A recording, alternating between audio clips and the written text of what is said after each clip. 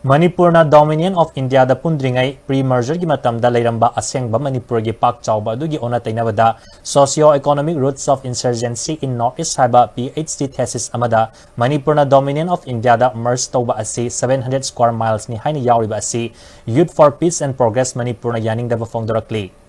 Manipur Press Club ta Paumi Singa Unabada YPPM gi Thomi Amana Haidiva thesis asi ibada guide oidiba Manipur University amasung igno gi masak naibo oza anina aranba information da yumfam oiraga PhD thesis amada yawhalakba asi laibak thibani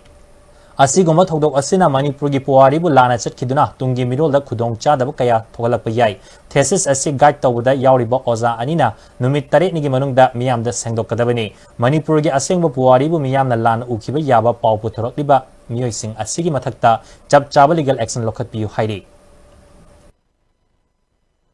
Roots of Insurgency in Northeast India asi ikiba author Sushil Kumar Sharma amasung masibu guide tawkiba Professor Amar Yumnam amasung Dr. Sadananda Sahu asiguma baseless source yawdaba asiguma information ama akoina platform akoigi media platform me anda thamdana hausi leibaki akoigi tambu leitana dai akoigi Manipur ima leibaki integrity asin kaina ki macha amu henba masida junatana akoigi vested interest yawa group kharana masigi false or information base yawda information je maside sinaraga leibasi irang thon gena tomse yaninde aduna author amasung guide sing asina public apology tawgadabani makoigi thesis tagi haiba information sing asi lokthokadabani amasung Manipur gi bookstore singna yari makai sigumba cases sigumba like thambiganu